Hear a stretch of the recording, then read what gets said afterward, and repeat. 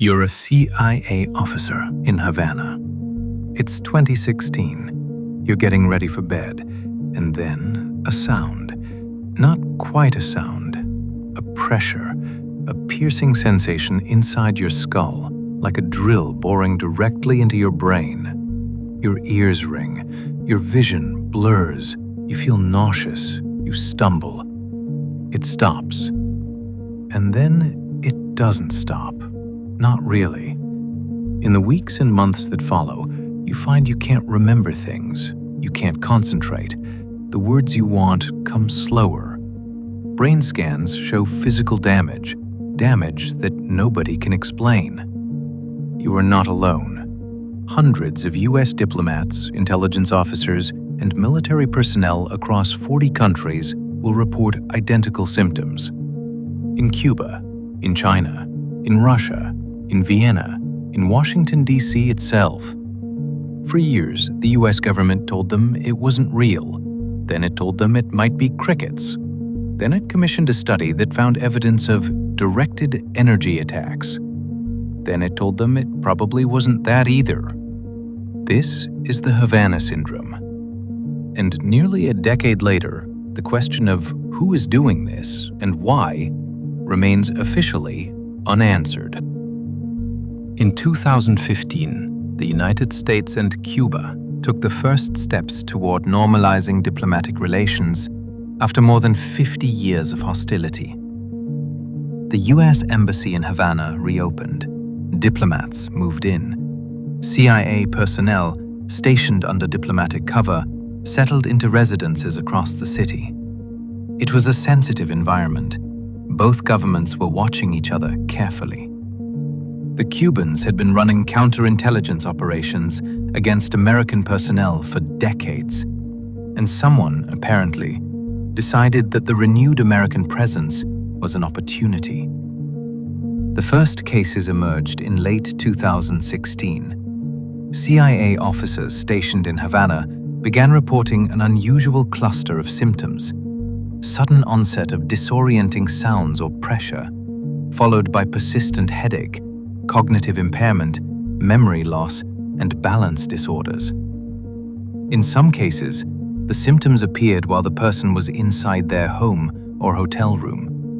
In some cases, they seemed directional, concentrated in a specific part of a room, disappearing when the person moved. When the affected personnel were examined by neurologists, many showed measurable abnormalities: damage to the cerebellum, microstructural changes in white matter. These were not the findings of people imagining their symptoms. These were physical, measurable, reproducible findings. The question was, what was causing them? By 2017, the State Department had been notified. Approximately 24 U.S. personnel and several Canadian diplomats had reported symptoms. The FBI and CIA were investigating.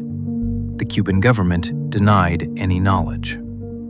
The affected personnel were evacuated to the United States for medical evaluation. Their accounts were remarkably consistent. A sudden onset of sensations, often at night, often in specific locations within their homes. Some described it as a sound, high-pitched, mechanical, directional. Some described it as pure pressure with no auditory component. Almost all described it as overwhelming, instantaneous, and involuntary. The State Department significantly reduced embassy staff in Havana in response, expelling 17 Cuban diplomats from the U.S. The political fallout was significant. The warming relations between the two countries froze again. Meanwhile, the cases kept coming. Personnel in Guangzhou, China, reported identical symptoms in 2018. By 2020, cases were reported in Vienna, Austria, which became a particular hotspot, with reports emerging from dozens of diplomats and intelligence personnel stationed there. The syndrome had gone global. Whatever was causing it was following American personnel across the world. By 2021, the U.S. government formally acknowledged that something was happening. A report commissioned by the CIA found that approximately 1,000 U.S. government personnel may have been affected. A second report from the National Academies of Sciences concluded that the most likely cause was directed pulsed radiofrequency energy, microwave weapons. The report specifically cited Soviet-era research and pointed to Russia's intelligence agencies as the most likely source. The U.S. government's official position on the Havana Syndrome has shifted so many times that tracking it has become its own investigative challenge. Initial official response in 2017, the cause is unknown. It may be an acoustic attack. Cuba denies involvement. After the cricket theory in 2018, some researchers suggested the sounds were caused by the Indies' short-tailed cricket. The theory was quickly criticized. Crickets don't cause brain damage. After the National Academies report in 2020, directed radiofrequency energy is the most plausible cause. Russia is the most likely actor. After further CIA review in 2023, a CIA task force concluded that most cases were probably caused by environmental factors, pre-existing medical conditions, and stress.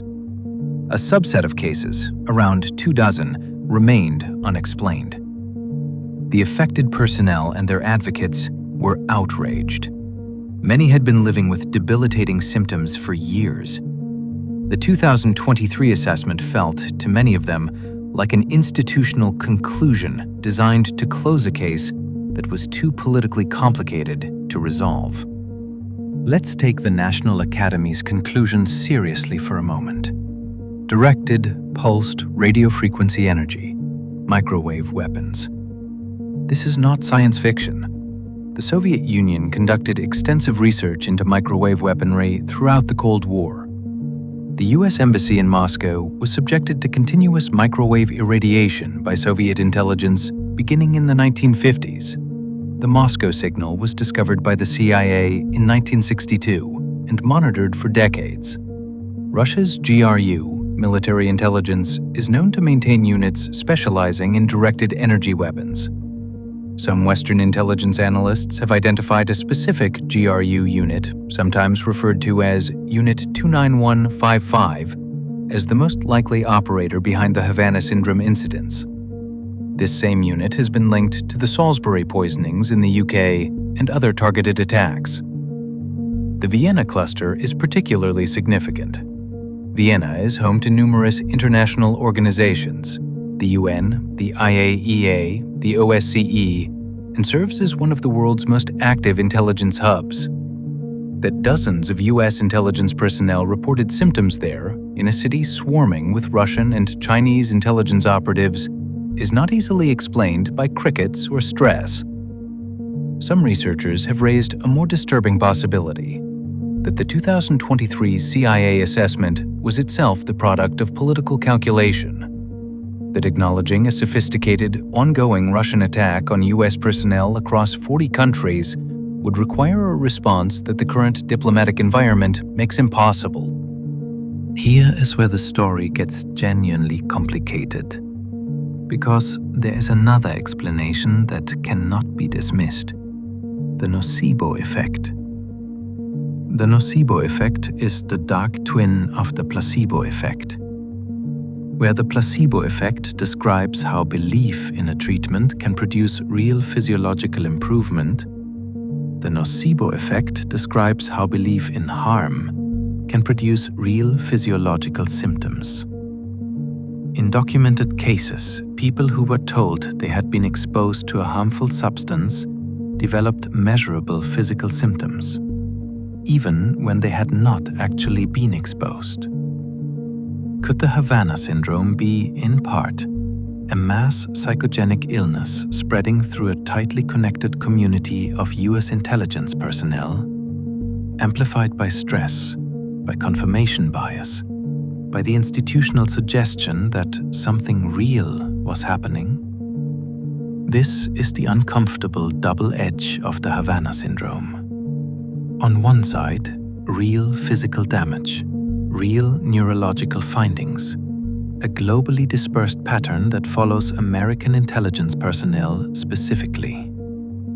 On the other side, the biology of stress, suggestion, and institutional contagion. The frustrating truth is that these two possibilities are not mutually exclusive. Some cases may be genuine attacks, some may be psychogenic responses. The difficulty of distinguishing between them and the institutional incentive to resolve the ambiguity in the politically convenient direction has left hundreds of affected personnel in a limbo of official uncertainty.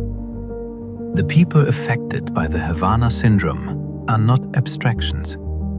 They are intelligence officers, diplomats, military personnel who have spent careers serving the United States. Many of them have spent years unable to work, struggling with cognitive symptoms that have fundamentally changed their lives. In 2021, Congress passed the Havana Act, legislation providing financial support to affected personnel. It was a recognition that something had happened to these people that required acknowledgement. But acknowledgement is not the same as accountability. And accountability requires knowing who did this.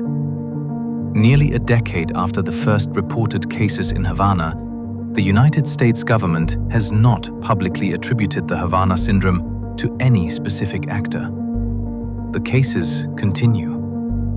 Whatever is happening, a sophisticated Russian covert operation, an environmental anomaly, a psychogenic cascade through a traumatized community, or some combination of all three, it is happening to real people. And the official response has been, consistently, to manage the story rather than solve the problem. What do you think is behind the Havana Syndrome? Let me know in the comments, and subscribe to Redacted Files, because some attacks are designed to be deniable.